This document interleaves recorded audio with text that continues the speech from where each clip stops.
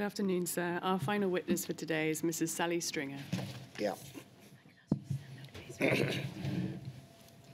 I swear by Almighty God I swear by Almighty God that the evidence I shall give that the evidence I shall give shall be the truth, shall be the truth, the whole truth, and nothing but the truth. Thank you, Cassandra.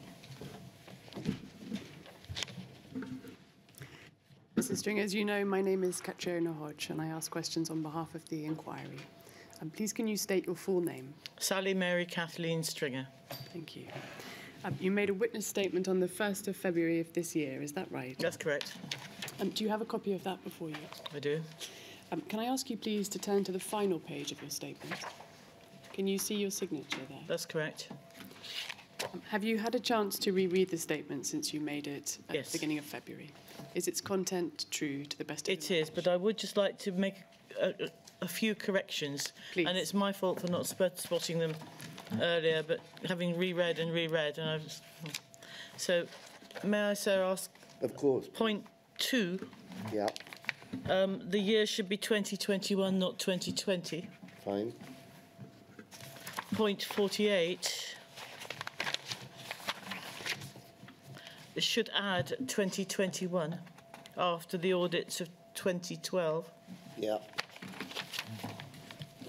Point 94 should be 2013, not 2016. Yeah. Point 120 should have after 4th of January 2021.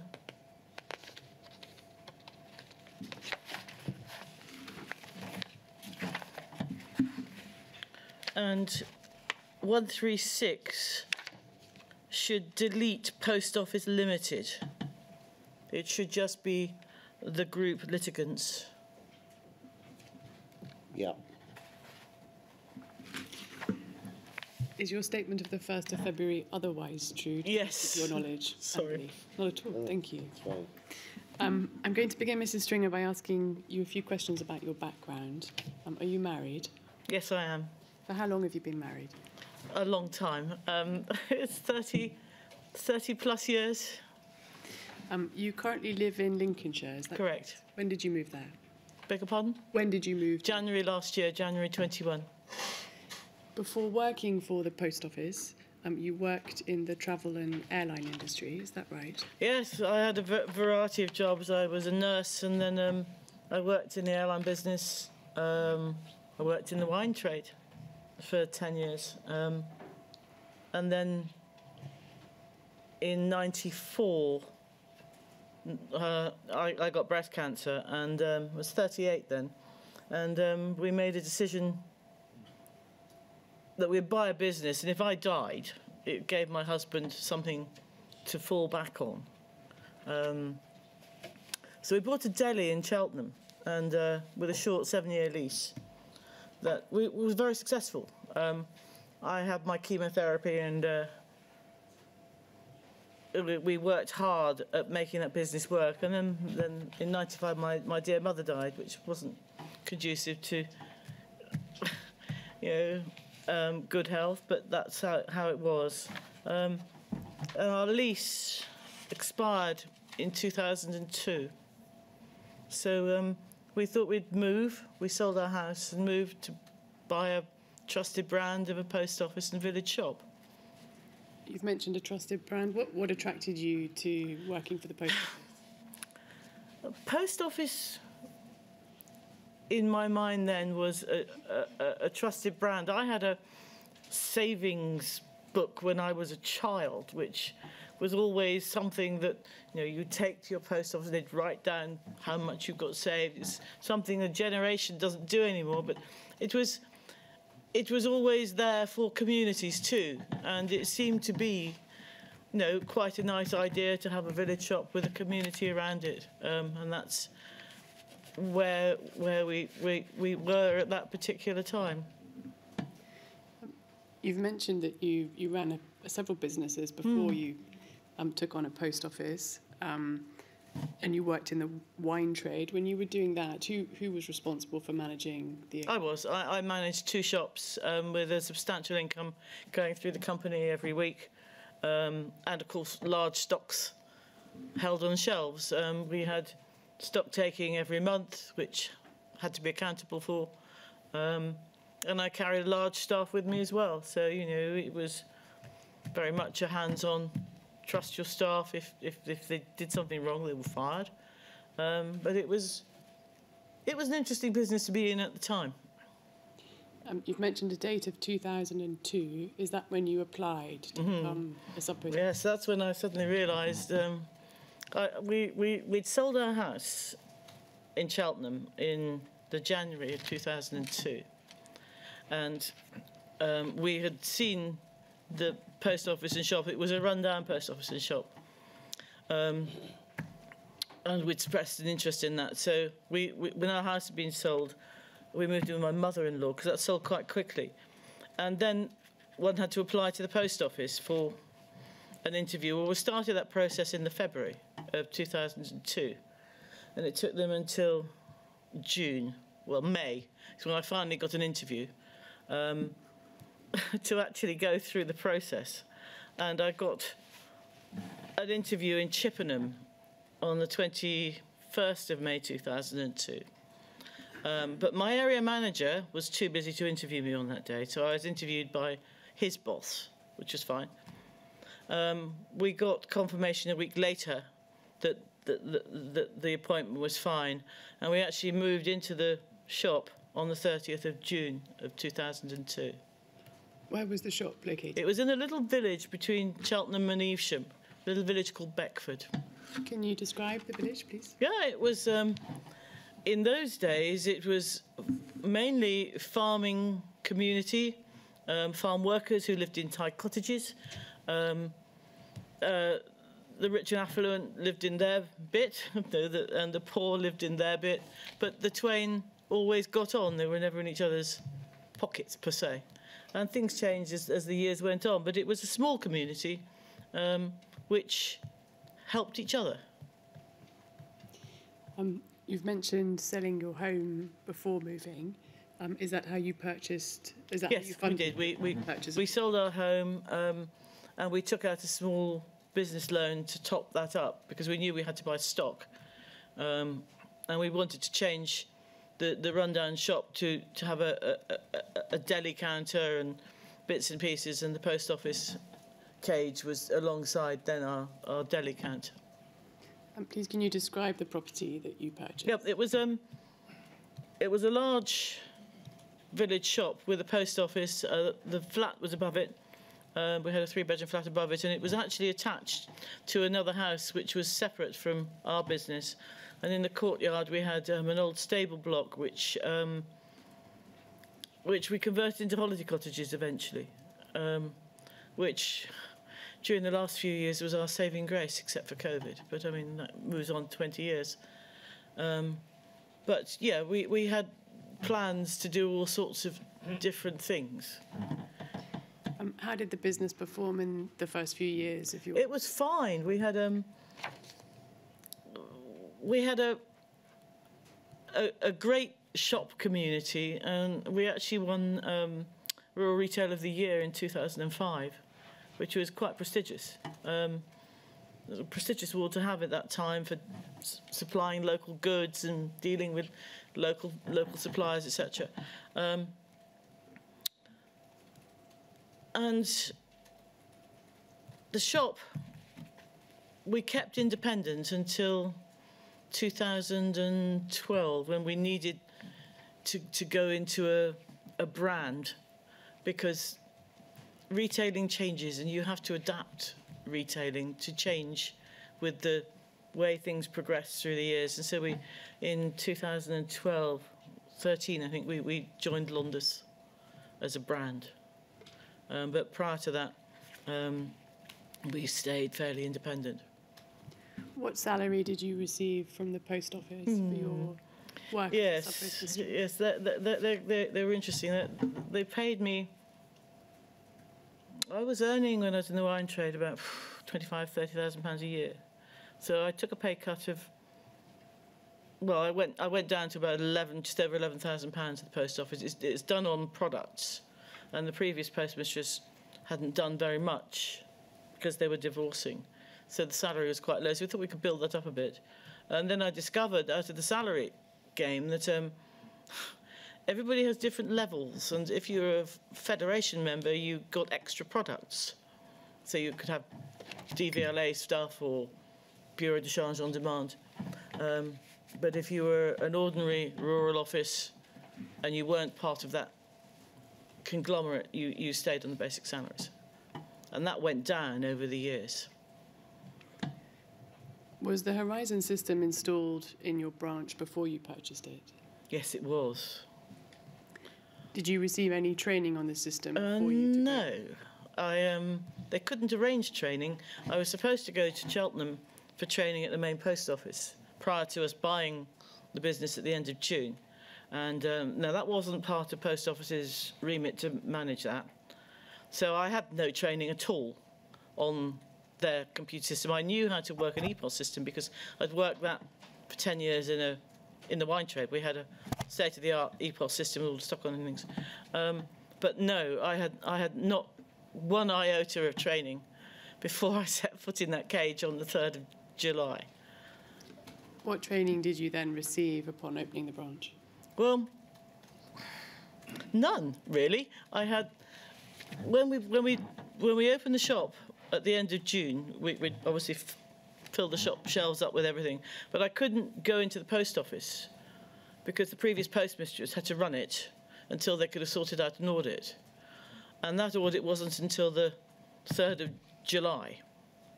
So I didn't actually go into the post office until the 3rd of July.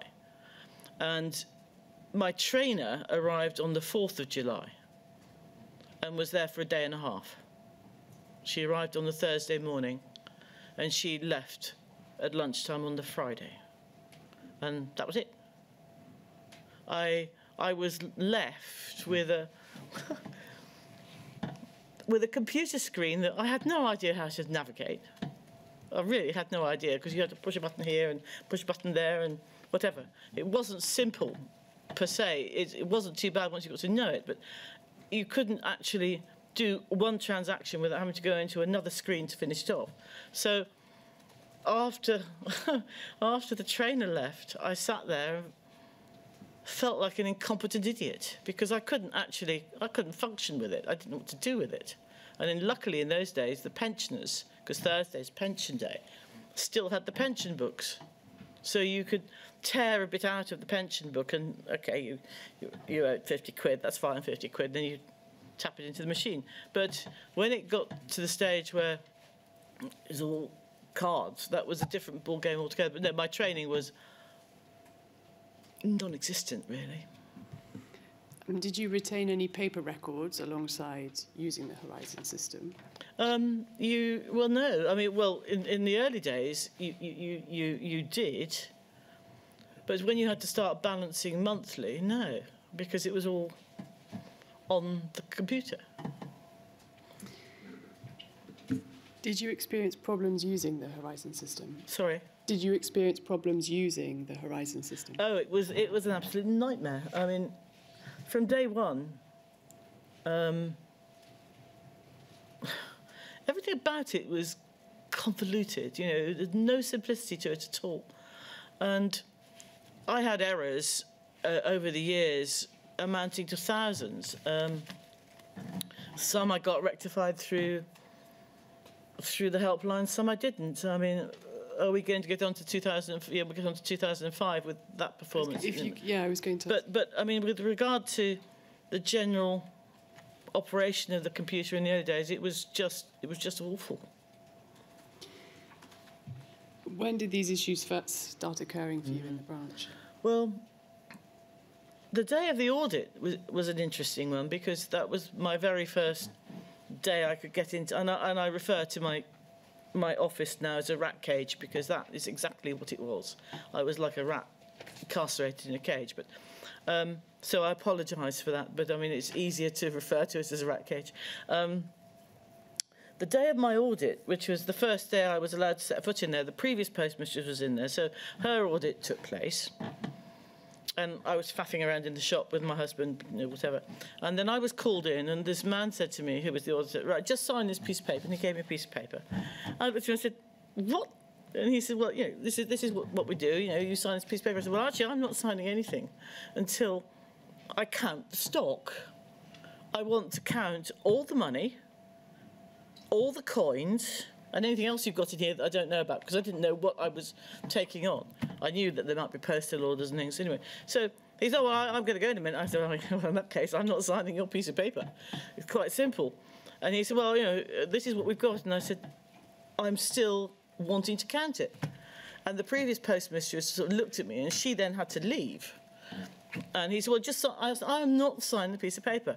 I said, either you stay here and we go through this item by item, or it stays shut. And he eventually gave in, and we had to sit there. And I counted, it took hours. All the stamps, all the books, all the money, all the coin, down to the last bag of pennies. And eventually I signed for the stock as a true stock because I had counted it.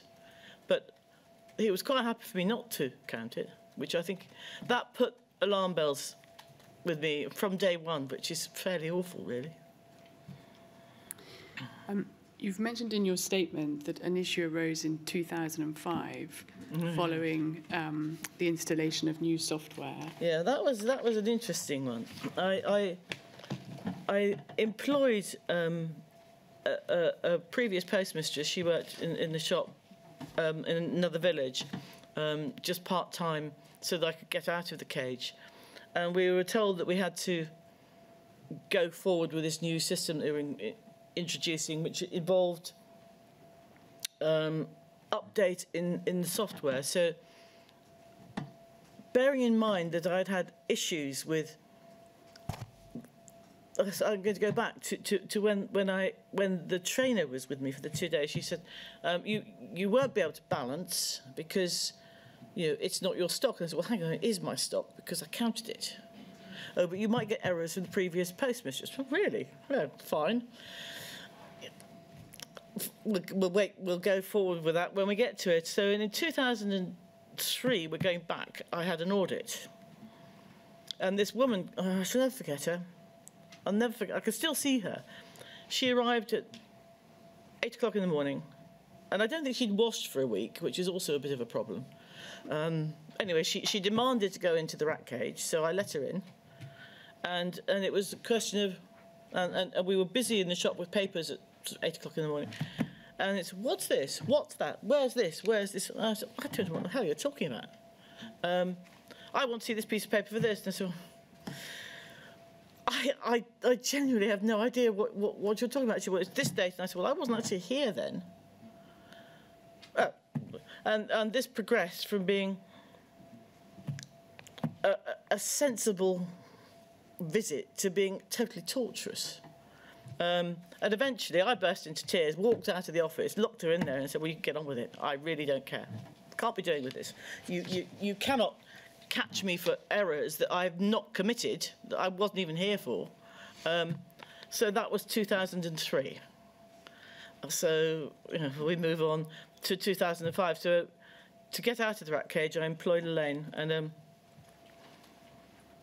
we knew we were going to have new software. So we counted everything separately. She counted everything, the stock, the money, as you would for an audit. I did it. And my husband, Jeff, double-checked us both. We all had 3 sets of paper, because we worked on paper.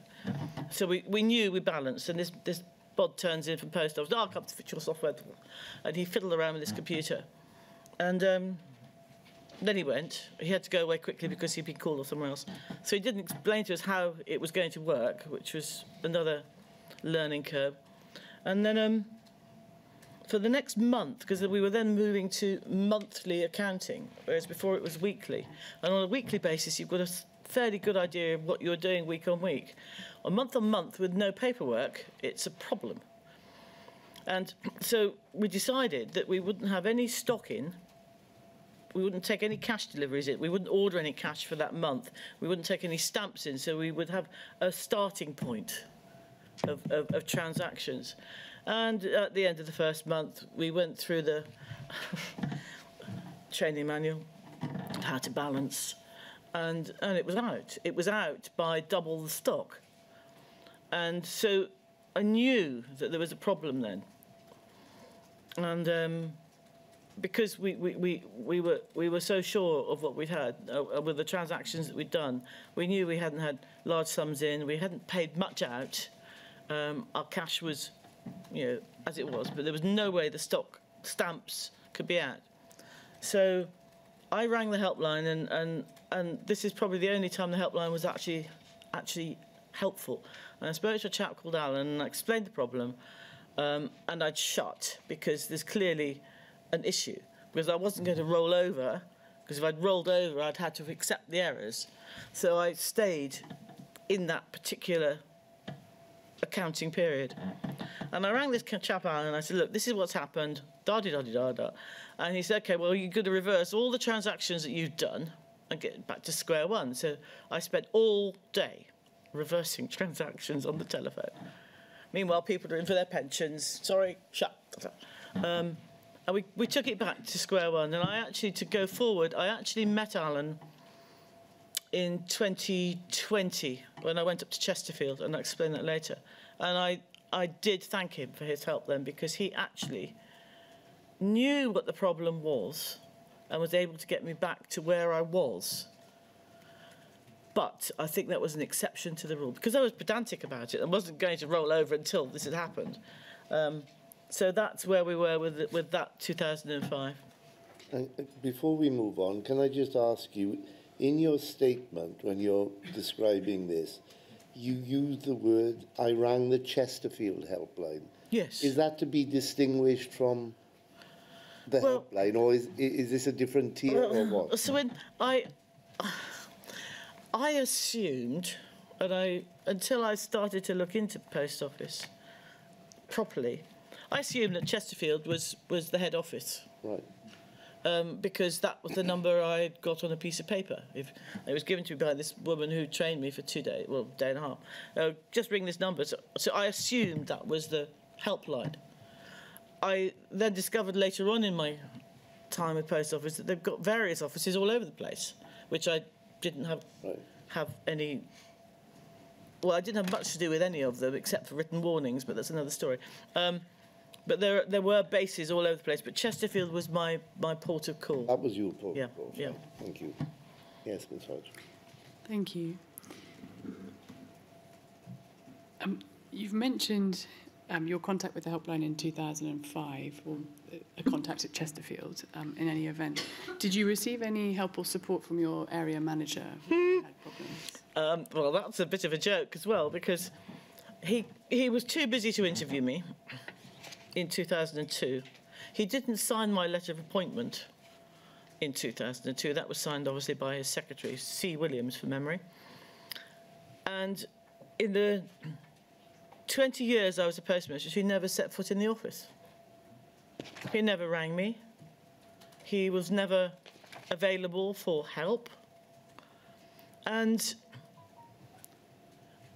that is a sad indictment of how an organisation runs itself, or attempts to.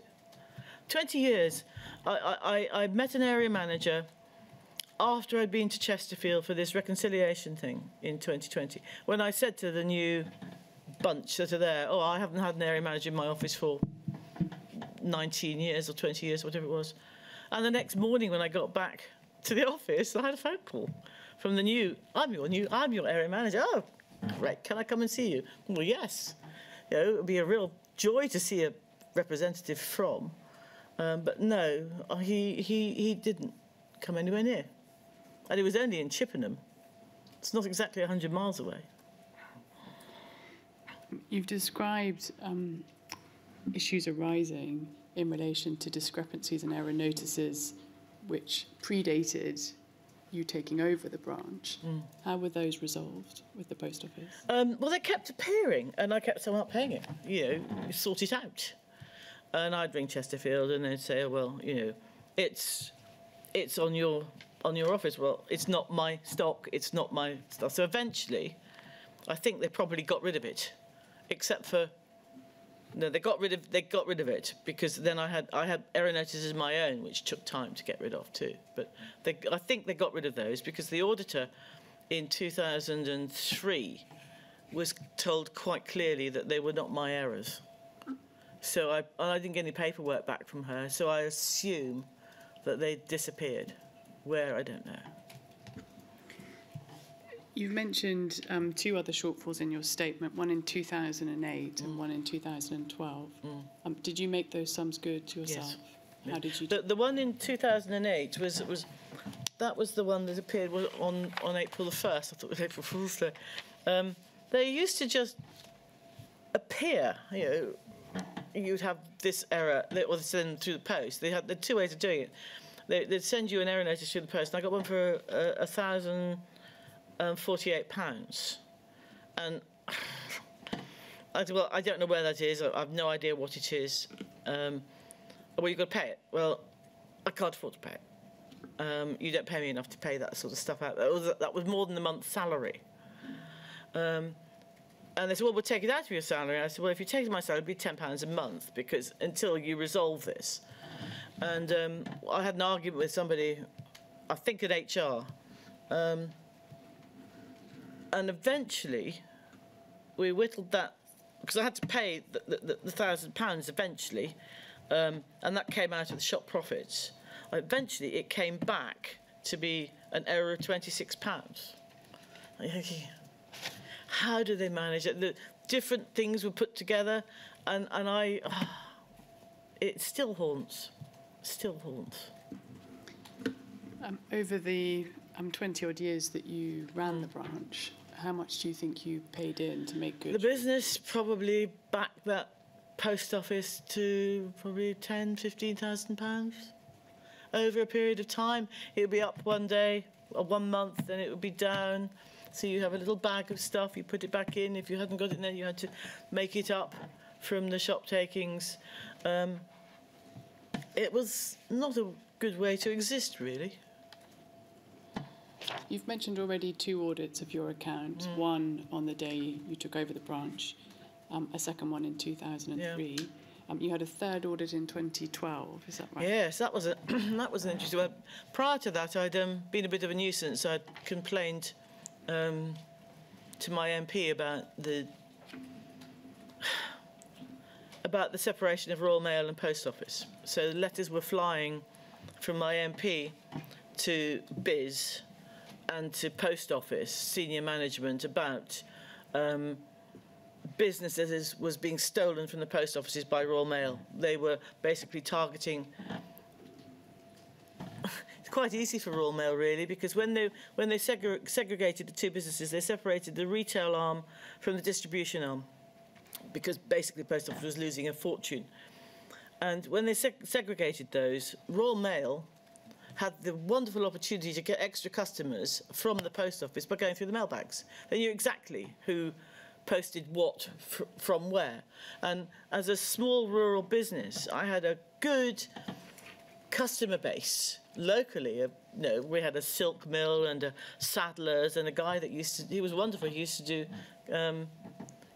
coconut shells for compost.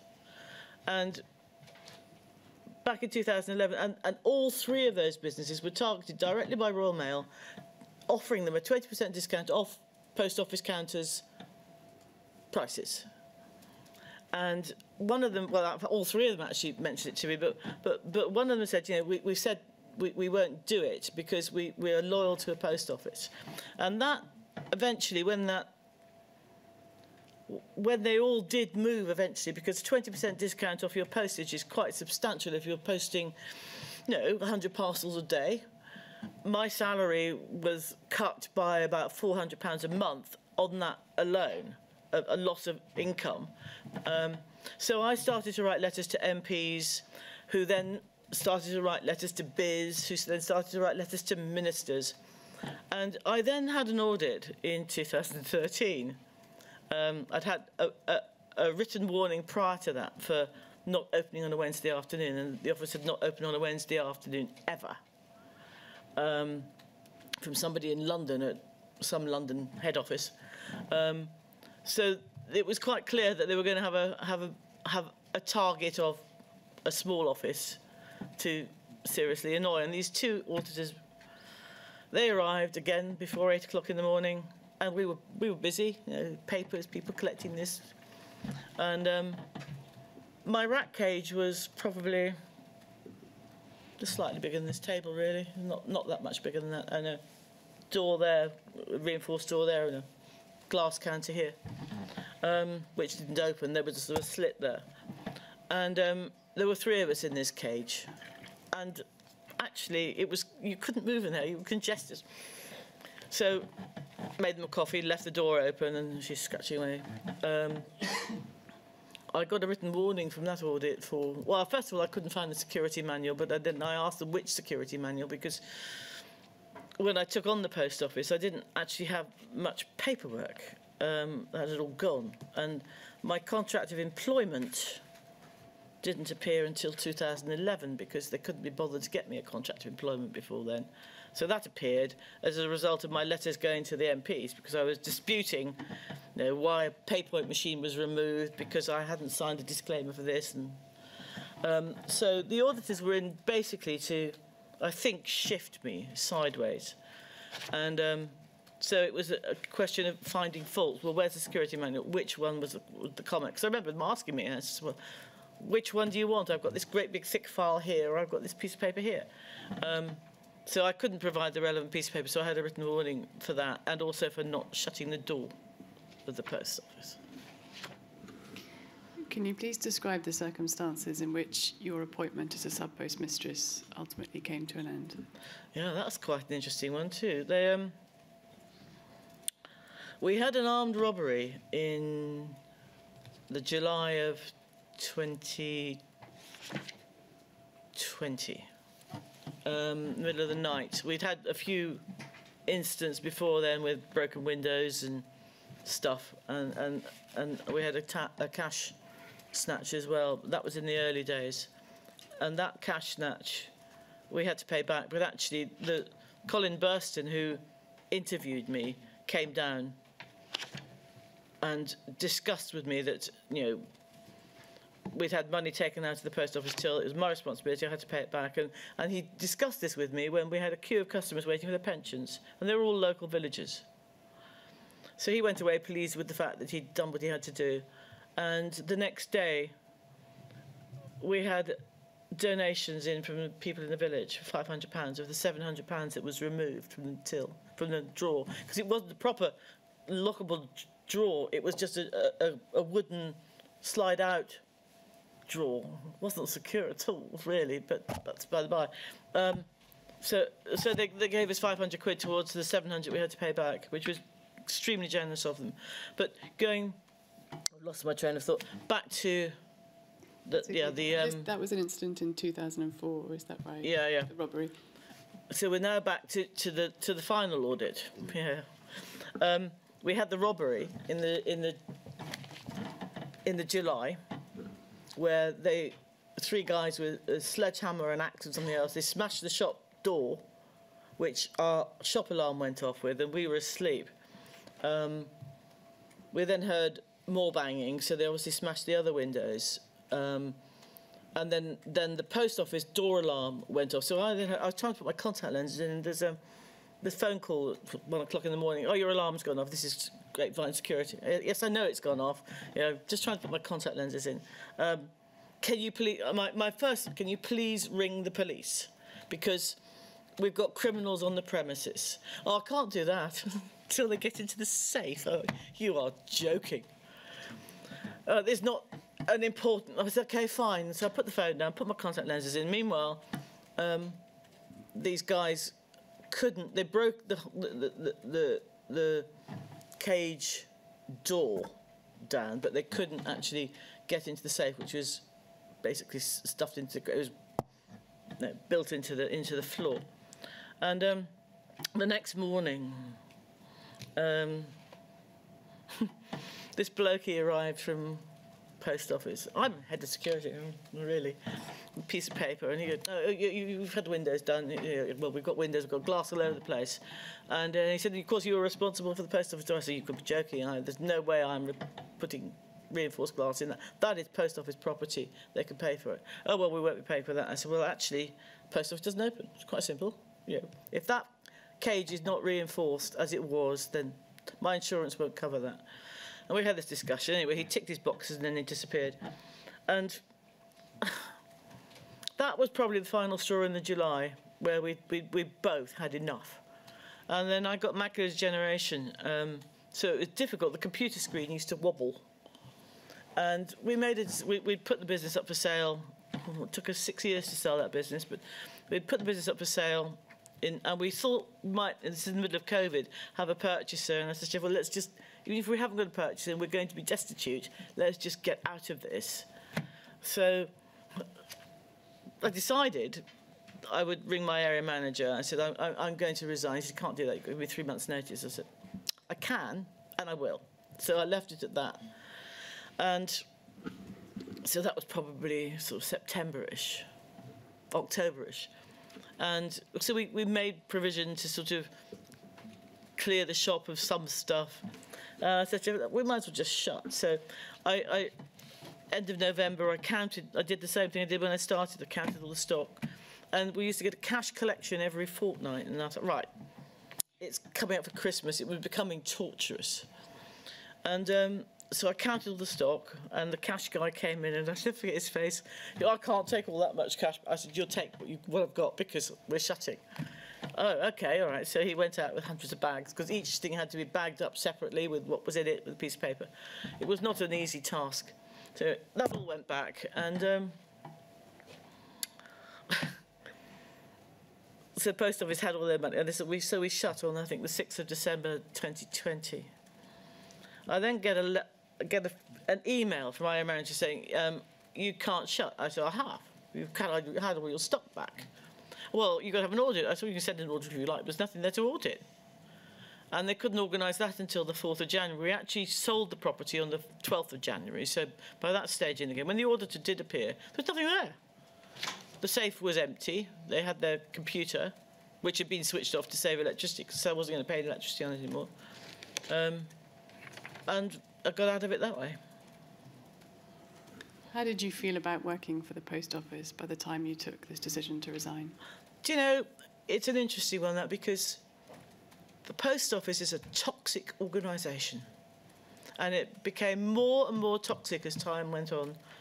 And the relief when I drove from Gloucestershire to Lincolnshire was quite extraordinary, of getting away from an environment where you're enclosed and captured. It's like being a prisoner of war in some ways, whatever that must be for people. You can't get out of the situation you're in.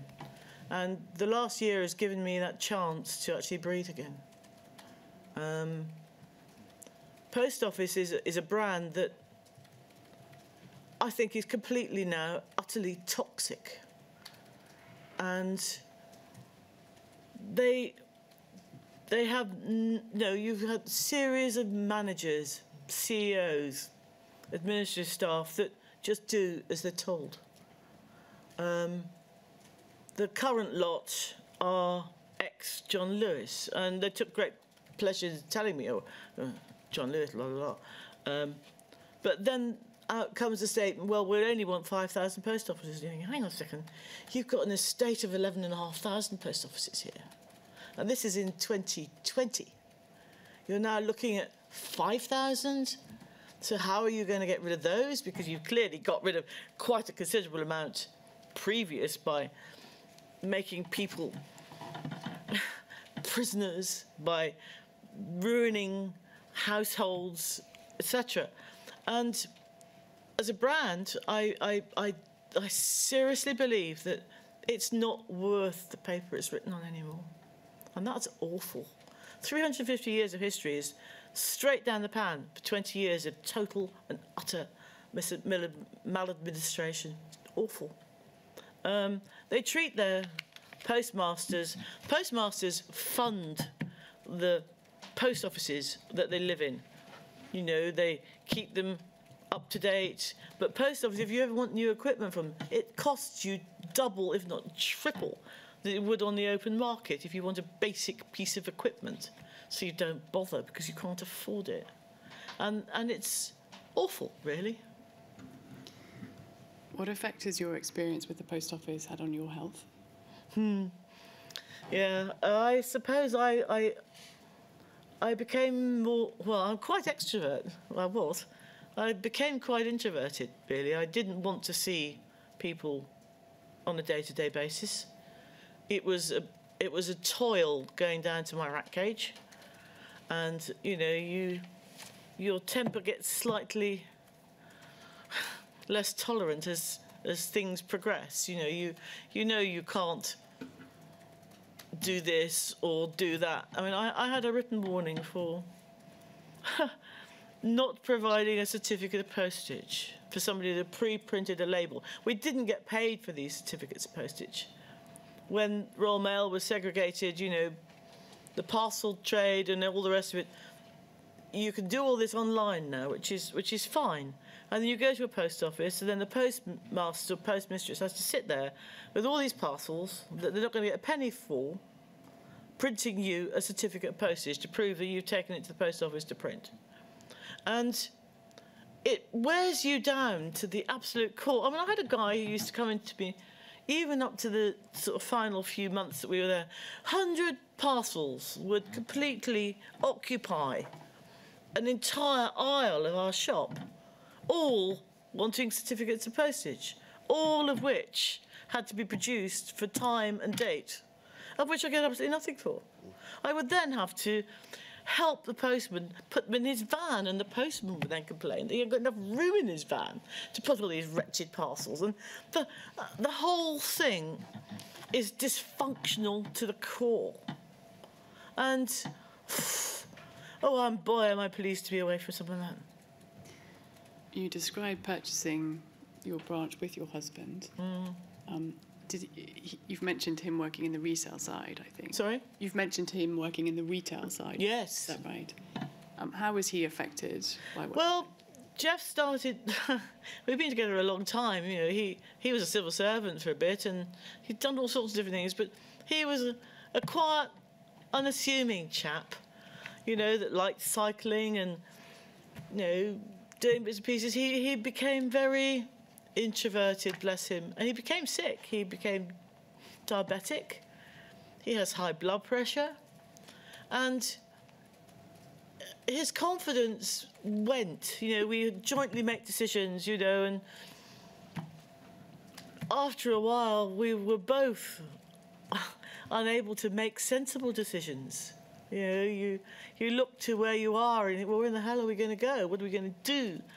And since we've moved, he's started to come back to his... I haven't seen that old self of Jeff for 20 years nearly, 15 years. He's making things, he's fiddling around, he's enjoying being in charge of his own destiny again, rather than being under a noose of Post Office Limited. And I felt as if I had a noose around my neck for those years too. You know, slowly being strangled to extinction. And luckily, I can come here and still speak to you. But it's not been easy. Have you sought any compensation from the post office? Well, that's another interesting one. I'm part of the 555.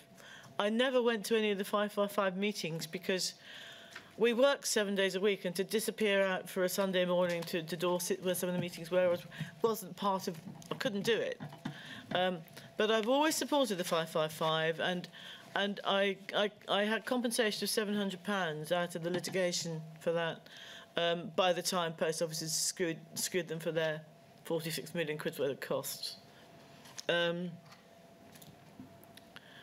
I say in my statement that money is not everything. The people that have lost everything deserve as much compensation as that can be weaned out of this organisation.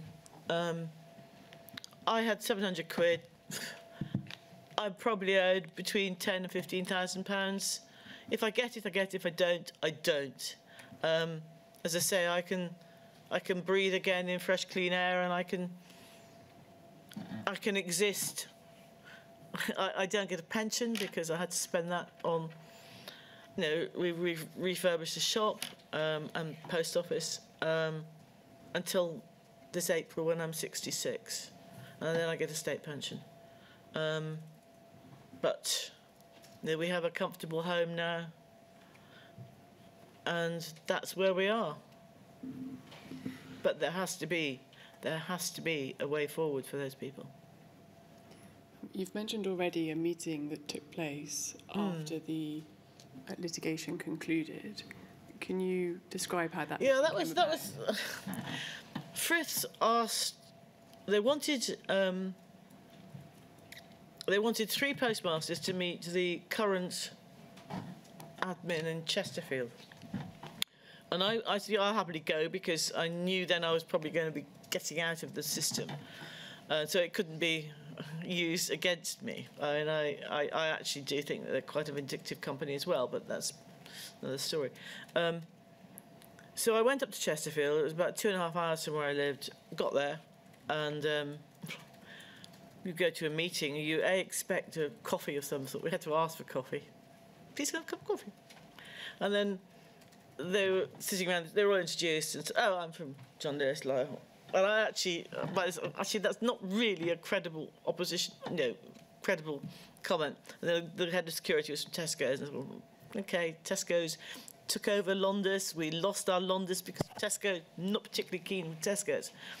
And I don't work on tablets or computers, and so can I have a pad of paper, please, to write some notes down? Because the meeting wasn't minuted, and I wanted to make some notes. And this guy sort of looked at, I think it was Amanda James, who was the next one down from the current seer, and he shot off. 20 minutes later, he comes back with a pad of paper. He said, "I managed to get this out of the source." I said, "What?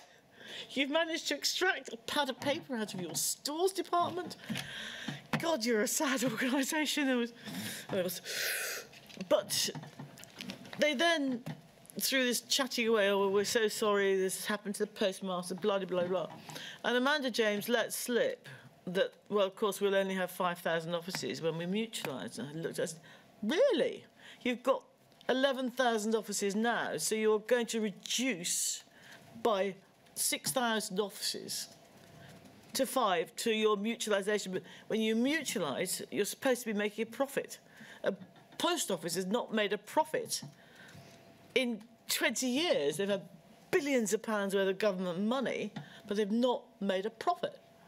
And this guy, and I think, okay. And I believe, I don't know, but I believe that's the next game to play. And I sincerely hope that questions are asked of the current hierarchy. What happened in 1997 when the Horizon system was bought by, I think it was the Blair-Brown government, for 800 million quid. It never worked for the Department of Work and Pensions. It was designed by ICL in the 80s for Department of Work and Pensions. It never worked for them. So the government of the day, Post Office can have it for 800 million quid. It's a lot of money. And they have had substantial sums of money over the years that have not gone into the network. They butchered the network across the board. And cynical as I am now, current money, well, if we get rid of 5,000 offices or whatever, I'll get a nice big fat bonus and can move on somewhere else. And I hope, Sawin, that you can stop that happening. I hope and pray that you can stop that happening, because it is fundamentally and utterly wrong. There's been a huge miscarriage of justice for the postmasters, postmistresses, 555, how Alan Bates and the JSFA have continued for this long. He deserves a medal, frankly, because they wear you down to the extent that you can't think properly anymore. But they're toxic as far as I'm concerned, totally toxic. And so are the MPs that oversaw this. Absolutely appalling. My final question for you, Mrs. Stringer. You've mentioned compensation already. What does justice require in your view now? What does justice now require in your view? What does justice? Yeah, how will justice be achieved for sub-post? Oh, yes. I personally would like to see the post office closed as a brand. 350 years of serving the public is not there anymore. That's a personal opinion. It will upset livelihoods, but I don't believe that there is a future for it. But that's that. Justice. I'd like to be able to. Can I do this as part of my final bit? Yeah, please. I expect you've got something you'd like to say. I'd like to say to you, please. I would like you to interrogate the following: Tony Blair, Gordon Brown, because they were complicit, and they nearly bankrupted the country by flogging off the gold half price. This is when this problem started. Vince Cable, Ed Davey, Joe Swinson. The pawns in this are the Paula Venables and previous CEOs. They did as they were told by Biz, or Bez as they were. They're two different conglomerates that have been there over the years. They are all dysfunctional to the core, the whole lot. And they need to be accountable. But I wanted to read to you as a comment from, it's in the Sunday Times, 20th of February 22, from Sir Vince Cable, who was Business Secretary 2010 to 2015, along with Joe Swinson. She says, lessons must be learned about the worst miscarriage of justice. Well, that's true. Cable, said he and other ministers had no reason to get involved more than they did. Well, they clearly didn't do very much. But then he says, this was a legal matter dealt with in the courts. There's nothing to do with ministers. Really? So, we didn't have any responsibility in the sense of anything we could have done about it. Purely in a formal sense, all ministers have ultimate responsibility. So he's saying one thing in one hand and saying he's got responsibility in another. I mean, they are beyond a joke now, and it needs addressing for all postmasters, past and present, because the ones in the present have no idea what's ahead of them, and it worries me. You know, my local post office now is part of the co-op, which I understand, you know, the cooperatives are fine, but those staff are still only paid minimum wage. No, it's wrong, totally wrong. And when they tried the network transformation with me, back in 2013, I earned £11,000 a year or thereabouts. It was considerably less when I left. But this woman came in with this new network change and said, we've done a spreadsheet and we'd like to offer you this if you open your counter up to the local and let anybody steal anything from you. And she said, your salary would be £4,000. I looked at her and said, what, a year or a month? A month? That'd be great. That's considerably more. She said, no, it's £4,000 a year. I said, you are joking? So my 11 goes down to 4. And I said to her, she's got this pretty little spreadsheet out. I said, would you work for £4,000 a year? 40 hours a week in that cage? And she looked at me and said, well, no. I said, well, don't expect me to then. I will not go out of that cage and allow whatever income we can make out of this post office be diminished because of your stupid new system. And that system closed post offices because you were then responsible. If you did that system as a local, you were responsible if you had a village shop on the sideline for providing it with cash. So the cash out of your till, shop side, would go into post office to do the pensions, which is fine. But post office wouldn't pay you for 48 hours. So, and if you hadn't got the cash, you couldn't do the transaction. There is no logic in that. No logic at all. And offices closed because A, they couldn't afford to do it, and B, the cash hadn't arrived, so people went elsewhere. So whatever concoctions they come up with in the future are not going to be anywhere near what should happen. So it should go. All right. Well, And may I finally thank you? yes, of course. Well, no, the final thing is for me to thank you. But I'd like to finally thank you for having to sit through the torture and all the people that sit with you, because it is the most harrowing time for you all. For David, Howe, and David Enright and Howe and Co. They've been absolute stars, and without the legal backup now, postmasters wouldn't have their say. And I do fundamentally believe that you will get answers to some really, really, really difficult questions. And that will be some way forward in helping people to heal. All right. Thank you. Well, I'm determined to have the last thank you. So now thank you very much, Mrs. Stringer, for your evidence this afternoon. So that concludes... That concludes the oral evidence.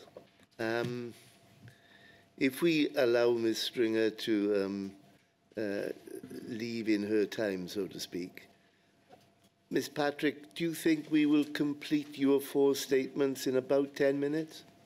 So they're relatively short. Okay, well then we'll let the witness get herself together and leave, and then we'll read your 4 statements. And that will very nicely conclude the proceedings for the day.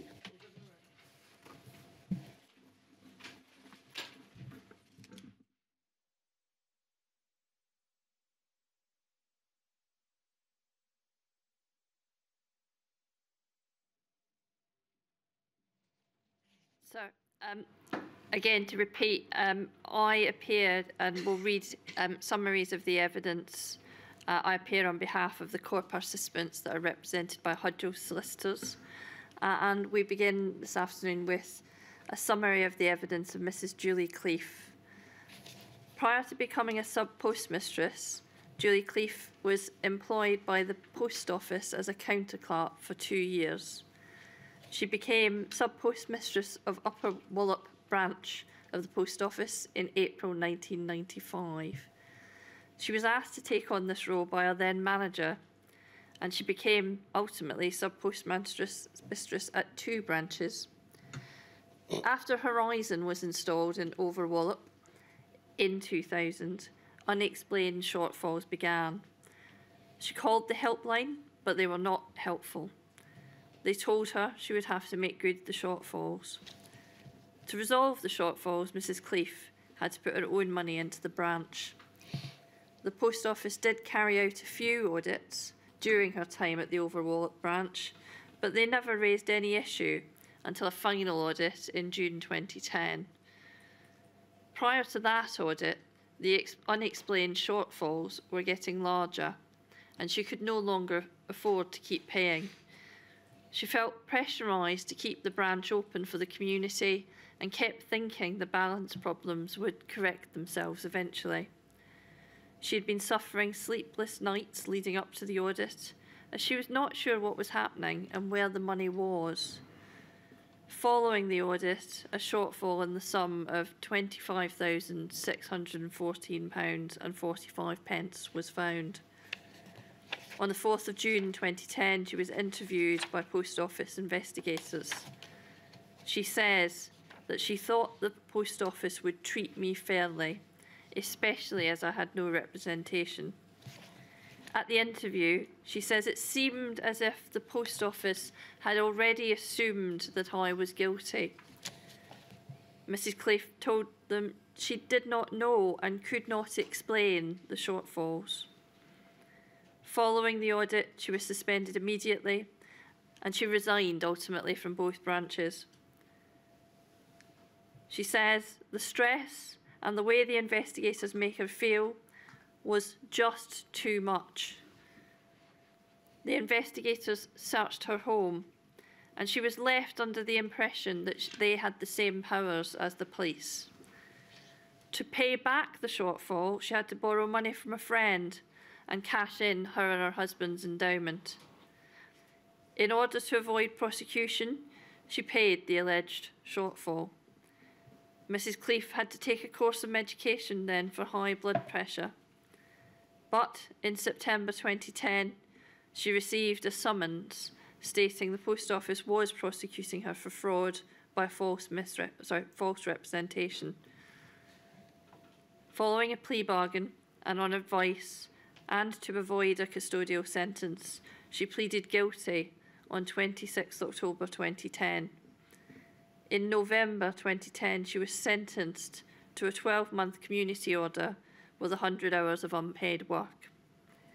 She paid costs in the sum of £500. She says her conviction was reported in the local press. This impacted on her previously very good reputation in the community and made her feel anxious. She believes her community was supportive of her. Her conviction was later overturned. She wants the inquiry to know that she says applying for benefits was one of the worst things that she's ever had to do. She was then ultimately offered a job in the community shop. She still does this job today, but her salary is not what it was and what she would have received as a sub-postmistress. She said there were some tensions in her relationship after the audit was conducted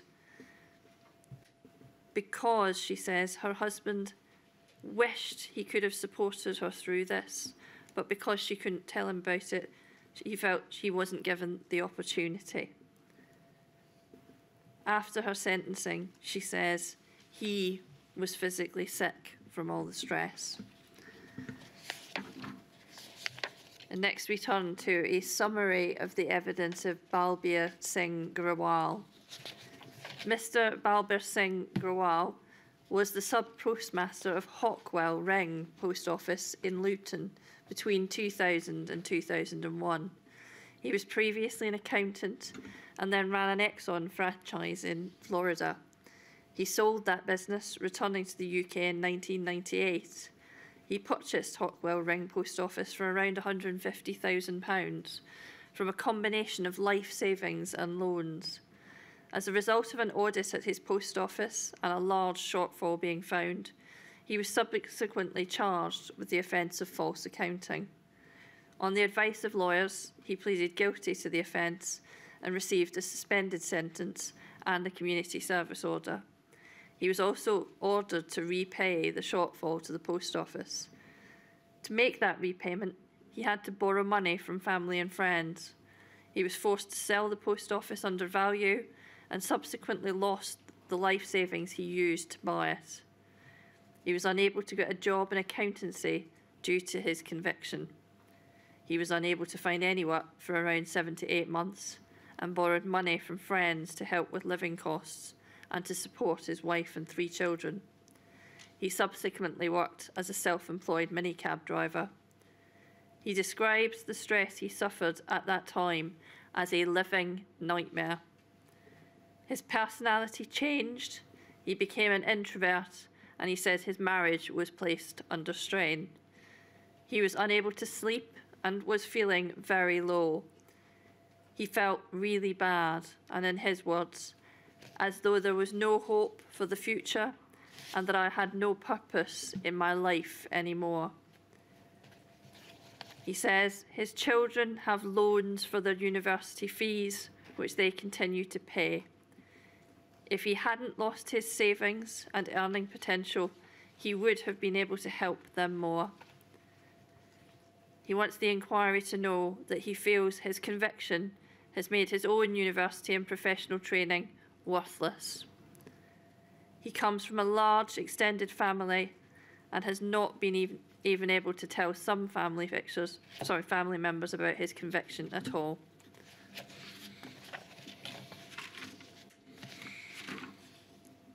Next, we read a summary of the evidence of Mrs. Susan Rodkin. Susan Rodkin begins her statement by saying, "Running a post office has been a part of our family life." She and her husband ran the Stairfoot post office in Barnsley from 1995 to 2004. She and her husband then bought the Ibstock post office in Leicestershire in October 2000. Her husband was the sub-postmaster there, and she works in the branch. Mrs. Rodkin experienced shortfalls and paid these from her own money, but there came a time when she could no longer afford to do this. She rang the helpline with issues on many occasions. The helpline was largely no help, so in the end she stopped ringing them. Their advice, she says, tended to be, pay the shortfall or you can't roll over. Mrs. Rodkin said, this was infuriating and it felt like banging my head against a wall. On 20th of August 2008, there was an audit. Mrs. Rodkin immediately told the auditors that they would find a shortfall of around £44,000.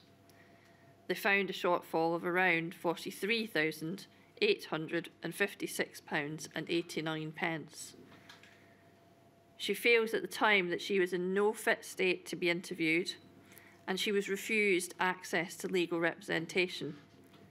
She believes she was suspended on the same day that the audit and the interview took place, and that was around the 20th of August 2008.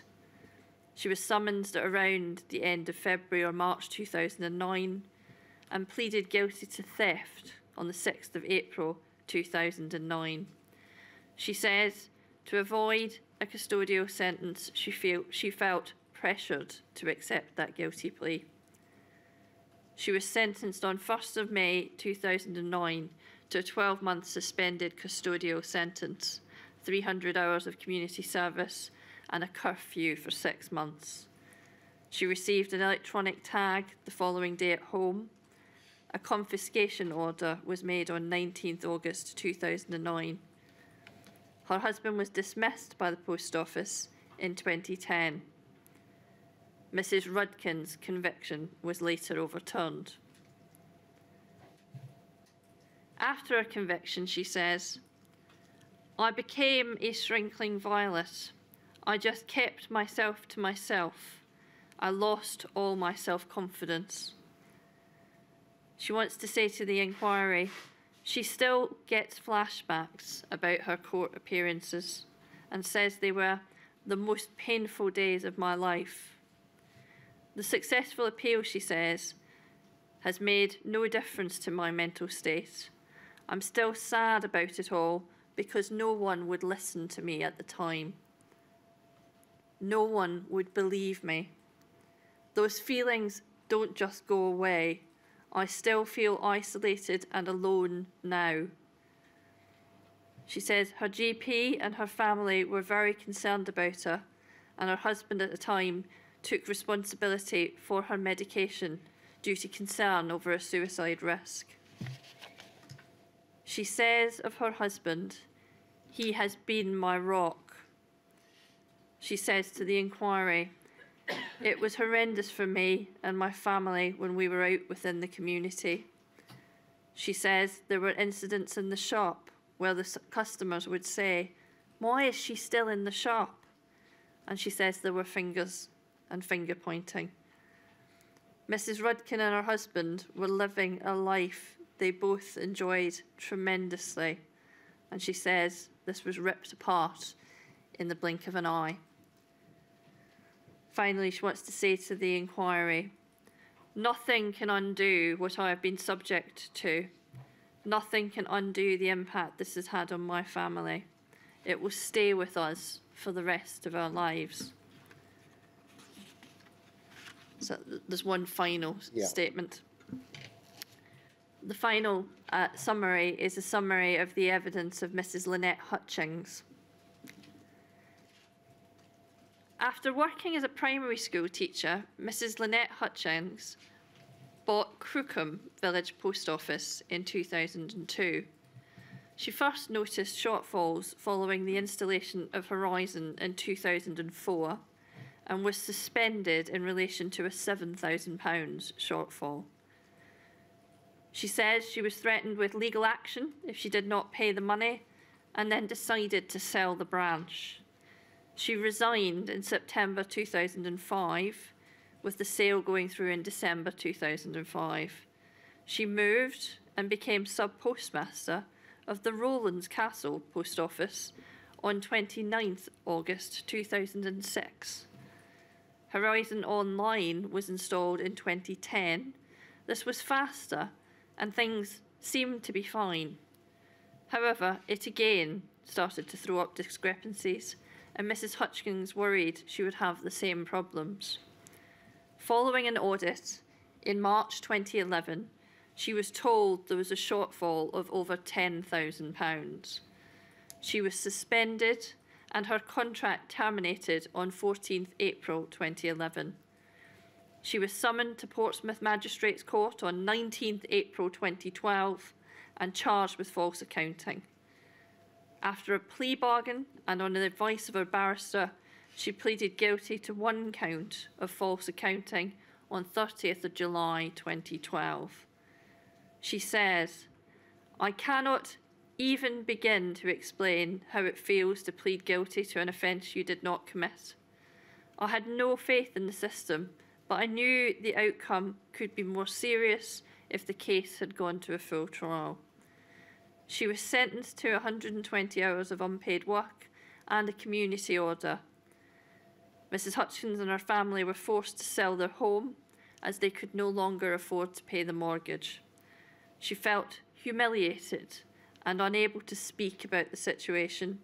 Her mental health deteriorated. Throughout the criminal investigation, she suffered depressive episodes. She struggled to sleep and didn't feel like she could speak with anyone. At one point, she says she was in such a dark place, she had thoughts of taking her own life. She says she is left scarred and frightened. Mrs. Hutchings and her husband, after her conviction, were then unable to gain employment and debts mounted. She could not return to work as a teacher. She is no longer in good health. She was diagnosed with a brain tumour in 2014 and says after surgery at least 50% of that tumour remains and cannot be operated on. She lost her son in 2018 when he was living in Cambodia. There was an incident which incurred large hospital bills and they were unable to help financially. She says that because they couldn't afford to pay the bills and he couldn't afford to pay or return home, he took his own life. They couldn't afford for his body to be returned home and he was cremated locally. The family had to rely on a Facebook collection to help pay for the funeral. Miss Hutchings says this was very humiliating. Of her ordeal with the post office, Mrs. Hutchings says, "I feel very bitter and sad about how I was treated by the post office. I now find it very difficult to trust people in authority." And she wants to say to the inquiry, "I continue to suffer waves of anxiety at any mention of the post office." Thank you, sir. And thank you, Ms. Patrick. And I believe that concludes the reading in of summaries of your clients. So I think there are some that are reserved for London. All right. But for today, thank you. And Fine. thank you for your time. Thank you very much. So that completes our hearings in Leeds. We will resume in London next week when we will complete the public hearings about impact, at least in England and Wales. But Scotland and Northern Ireland is to come. Thank you.